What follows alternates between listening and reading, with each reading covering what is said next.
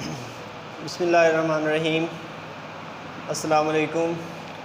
आज हम पढ़ने जा रहे हैं लीविस कॉन्सेप्ट, जो कि जी.एन. लीविस ने 1923 में दिया। हम पढ़ रहे थे एसिड्स और बेसिस के बारे में और उनके कॉन्सेप्ट्स डिफरेंट साइंटिस्ट ने दिए थे। आर्हीनियस कॉन्सेप्ट में हमने ये पढ़ा था कि जो वाटर के अंदर डिज़ोल्व करने से जो हाइड्रोजन आयन देती हैं स्पीशीज़, वो हमारे पास एसिड्स होती हैं, और जो हाइड्रोक्साइड आयंस देती हैं वो हमारे पास बेसिस होती हैं। उसके बाद हमने ब्रॉन्स्टन-लॉरी कंसेप्ट के बारे में पढ़ा कि ब्रॉन्स्टन-लॉरी के मुताबिक जो प्रोटॉन डोनेट कर रहे होते थे वो एसिड होते थे, और जो प्रोटॉन एक्सेप्ट कर रहे होते थे वो हमारे पास बेसिस होते थे। यहाँ पे हम लीविस कॉन्सेप्ट में ये पढ़ेंगे कि किसी एसिड के एसिड होने के लिए या बेसिस के बेसिस होने के लिए H पॉजिटिव या ON नेगेटिव की ज़रूरत नहीं होती, बल्कि इलेक्ट्रॉन्स के पेयर्स ये सिलेक्ट करते हैं कि ये चीज़ एसिड होगी या फिर बेस होगी। यहाँ पे हम जो चीज़ें पढ़ेंगे वो 4 तरह की इसमें मेन इसके बनते हैं टॉपिक्स। वो है एक एसिड, बेस, अडक्ट और कोऑर्डिनेट कोवेलेंट बॉन्ड। यहाँ पे अगर आप एसिड की बात करें तो एसिड एक ऐसी चीज़ होती है जो इलेक्ट्रॉन का एक पेयर एक्सेप्ट करती है, कि इलेक्ट्रॉन का एक जोड़ा वो एक्सेप्ट करेगी, वो एक्सेप्ट करने का रुझान रखती होगी, ठीक है। उसके बाद आगे जो बेस है वो हमारे पास एक ऐसी स्पीशी होगी जो इलेक्ट्रॉन का पेयर डोनेट करने का रुझान रखती होगी। उसके बाद अडक्ट जो होती है वो एक सिंगल प्रोडक्ट होती है हमारे पास, जो लीविस एसिड बेस कॉन्सेप्ट के नतीजे में बनती है। लीविस एसिड और लीविस बेस के रिएक्शन के नतीजे में जो चीज़ बनती है वो हमारे पास एक सिंगल प्रोडक्ट होती है, जिसे स्क्वायर ब्रैकेट के अंदर लिखा जाता है और उसे हम अडक्ट कहते हैं। और उसके बाद चौथी बात है यहाँ पे कि लीविस एसिड बेस कॉन्सेप्ट के अंदर जो बॉन्ड बनता है वो हमारे पास कोऑर्डिनेट कोवेलेंट बॉन्ड होता है। कोऑर्डिनेट कोवेलेंट बॉन्ड आप 9th क्लास में पढ़ चुके हैं कि कोऑर्डिनेट कोवेलेंट बॉन्ड एक ऐसा बॉन्ड होता है जो इलेक्ट्रॉन्स का एक जोड़ा एक ही एटम शेयर करे तब बनता है, तो वो हमारे पास कोऑर्डिनेट कोवेलेंट बॉन्ड होता है। अगर आप इस एग्जांपल पे गौर करें, जो मैंने यहाँ पे लिखी है BF3 और NH3 की, BF3 जो है उसके अंदर उसका ऑक्टेट कंप्लीट नहीं होता, उसके अंदर 6 इलेक्ट्रॉन्स होते हैं। ये एक बॉन्ड 2 इलेक्ट्रॉन्स को शो करता है, ये आपको पहले ही पता है, ठीक है। 2, 2, 4 और 2, 6 इलेक्ट्रॉन उसमें होते हैं, और कोई उसमें इलेक्ट्रॉन नहीं होता उसके आखिरी शेल में। तो फिर यहाँ पे जो 2 इलेक्ट्रॉन्स इजाफी होते हैं इस बेस के पास, NH3 के पास, जब अमोनिया में नाइट्रोजन बॉन्ड बनाता है 3 हाइड्रोजन्स के साथ। अगर आप अमोनिया की इलेक्ट्रॉनिक कन्फिग्रेशन पे गौर करें, ठीक है, उसकी इलेक्ट्रॉनिक कन्फिग्रेशन क्या होती है जी, कि नाइट्रोजन 7, 1s2, 2s2, 2p3, ठीक है।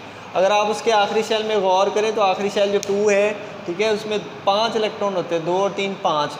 ये 3 तो यूज़ हो जाते हैं उनमें 3 बॉन्ड्स बनाने में हाइड्रोजन के साथ, लेकिन जो 2 इलेक्ट्रॉन रह जाते हैं वो ऐसे ही लोन पेयर के तौर पे वहाँ पे रह रहे होते हैं, तो वो अपना लोन पेयर रखता है। तो ऐसी कोई भी स्पीशी जिसके पास अपना एक या एक से ज़्यादा लोन पेयर होंगे वो हमारे पास लीविस बेस होती है। तो ये लीविस बेस है और अपना इलेक्ट्रॉन का पेयर जो है वो शेयर कर सकती है, तो ये शेयर कर देती है एसिड को, ठीक है, जो कि एसिड यहाँ पे हमारे पास BF3 है, ये अपना लोन पेयर उसे शेयर कर देती है। इसके नतीजे में जो बॉन्ड बनता है हमारे पास वो होता है कोऑर्डिनेट कोवेलेंट बॉन्ड, और उसे एक एरो, सिंगल एरो से शो करते हैं। ये सिंगल एरो से शो किया हुआ बॉन्ड है जी कोऑर्डिनेट कोवेलेंट बॉन्ड, जो जहाँ से इलेक्ट्रॉन जा रहे हैं वहाँ से स्टार्ट होता है, और जहाँ जा रहे हैं जो एक्सेप्ट कर रहे हैं वहाँ पे ये एरो ख़त्म होता है। यहाँ से स्टार्ट हो रहा है, यहाँ पे एरो जा रहा है।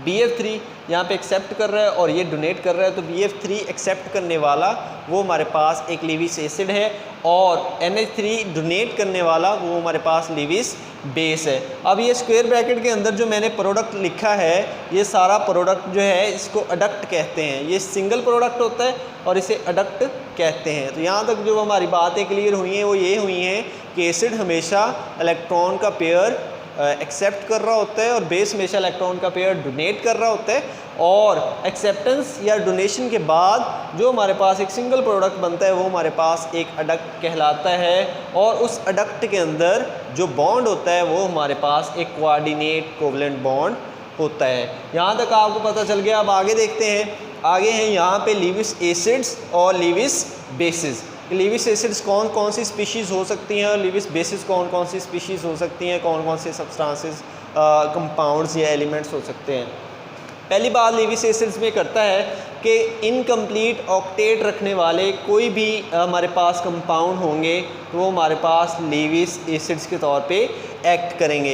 इनकम्प्लीट ऑक्टेट का क्या मतलब है कि उनके आखिरी शेल में 8 इलेक्ट्रॉन्स कंप्लीट नहीं होंगे। जो मेन एटम वहाँ पे होता है, ठीक है, उसमें आखिरी शेल में 8 इलेक्ट्रॉन पूरे नहीं होंगे। BF3 में अभी हमने देखा है कि उसमें 6 इलेक्ट्रॉन्स बन रहे थे, ठीक है, 8 नहीं थे, 2 इलेक्ट्रॉन्स उसे चाहिए थे, तो ये इलेक्ट्रॉन डेफिशिएंट है, इसमें इलेक्ट्रॉन की कमी है, तो ये एक लीविस एसिड के तौर पे एक्ट करता है। उसके बाद AlCl3 एल्यूमिनियम ट्राइक्लोराइड, ये भी इसी तरह होता है, इलेक्ट्रॉन डेफिशिएंट होता है, इसके भी आखिरी शेल में इलेक्ट्रॉन्स 8 कंप्लीट नहीं होते, इसे भी इलेक्ट्रॉन्स का जोड़ा चाहिए होता है। FeCl3 आयरन ट्राइक्लोराइड जो है, तो इसमें भी क्या होता है जी, इससे भी इलेक्ट्रॉन का एक पेयर चाहिए होता है, जिस वजह से ये भी इनकम्प्लीट ऑक्टेट रखता है और इसी वजह से इसे हम लीविस एसिड कहते हैं। तो लीविस एसिड वो सारी जो स्पीशीज़ हैं जिनका ऑक्टेट कंप्लीट नहीं होता, वो हमारे पास लीविस एसिड होता है। उसके बाद दूसरी बात कि सिंपल कैटायंस भी लीविस एसिड के तौर पे रिएक्ट कर सकते हैं,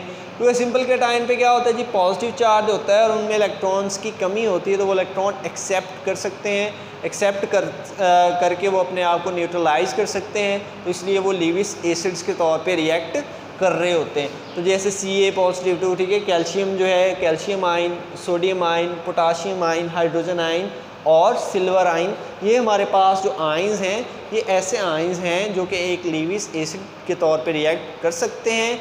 क्या वजह है इनके लीविस एसिड रिएक्ट करने की?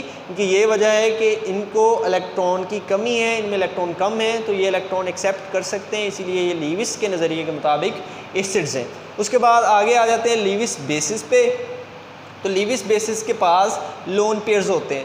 लोन पेयर आपने डेफिनेशन पहले ही पढ़ी हुई है कि lone pair is a pair of electrons that do not act in a reaction, ठीक है, किसी भी रिएक्शन के अंदर वो हिस्सा नहीं रहता, टेक पार्ट नहीं करता, ठीक है, तो वो हमारे पास लोन पेयर होता है। NH3 में एक लोन पेयर होता है, RNH2, R कोई भी अल्काइल ग्रुप हो सकता है, ठीक है, तो इसमें भी एक लोन पेयर होता है और अल्कोहलिक ग्रुप में भी हमारे पास 2 लोन पेयर्स होते हैं। तो ये लोन पेयर्स जिनमें होंगे वो हमेशा लीविस बेसिस होंगे, तो उनके पास लोन पेयर हैं तो वो इलेक्ट्रॉन डोनेट करने का रुझान रखते हैं, इलेक्ट्रॉन दे सकते हैं, इसी वजह से उन्हें हम कहते हैं लीविस बेसिस। और लास्ट पे हमारे पास जो एनाइंस हैं, एनाइंस होते हैं जिन पे नेगेटिव चार्ज हो, तो क्लोराइड जो है, हाइड्रोक्साइड और साइनाइड आइंस, ठीक है, ये हमारे पास जो होते हैं एनाइंस और इन पे नेगेटिव चार्ज है। नेगेटिव चार्ज का मतलब है इनमें इलेक्ट्रॉन्स ज़्यादा हैं, तो ये इलेक्ट्रॉन्स शेयर कर सकते हैं, इसीलिए ये लीविस बेसिस हैं। जो आज हमने पढ़ा है लीविस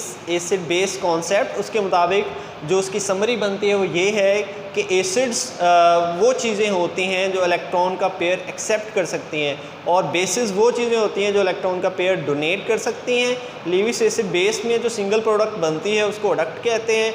उसके बाद इसके अंदर जो बॉन्ड बनता है वो हमारे पास कोऑर्डिनेट कोवलेंट बॉन्ड होता है। उसके बाद हमने यहाँ पे जो डिस्कशन की है कि लीविस एसिड कौन से हो सकते हैं, वो सब्सटेंसेस जिनका ऑक्टेट कंप्लीट नहीं होता वो हमारे पास लीविस एसिड्स होते हैं। BF3, AlCl3, FeCl3, यहाँ पे हमारे पास सारे लीविस एसिड्स हैं। और उसके बाद जो सिंपल कैटाइंस होते हैं जैसे कि सोडियम कैटाइन है, कैल्शियम है, पोटाशियम है, हाइड्रोजन है, ठीक है, और हमारे पास सिल्वर कैटाइन है, ये सारे हमारे पास लीविस एसिड्स के तौर पे रिएक्ट कर रहे होते हैं। और लास्ट पे हमने जो बात की है कि लीविस बेसिस वो वाले होते हैं जिनके पास लोन पेयर होते हैं, जैसे कि अमोनिया है और अमाइनो ग्रुप है या फिर अल्कोहलिक ग्रुप है हमारे पास, वो सारे हमारे पास लीविस बेसिस होते हैं। और एनाइंस जैसे कि क्लोराइड, साइनाइड और हाइड्रोक्साइड एनाइंस जो हैं वो सारे हमारे पास लीविस बेसिस के तौर पे रिएक्ट कर रहे होते हैं। ये था आज का हमारा टॉपिक। मिलते हैं अगले टॉपिक के साथ। अल्लाह हाफिज़।